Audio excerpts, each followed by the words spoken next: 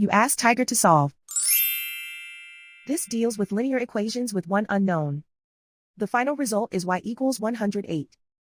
Let's solve it step by step. Swap sides. Group all constants on the right side of the equation. Subtract 17 from both sides.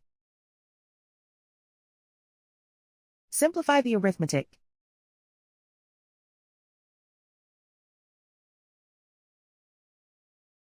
Isolate the y. Multiply both sides by 4. Group like terms. Multiply the coefficients. Simplify the fraction. Simplify the arithmetic. And so the final result is y equals 108.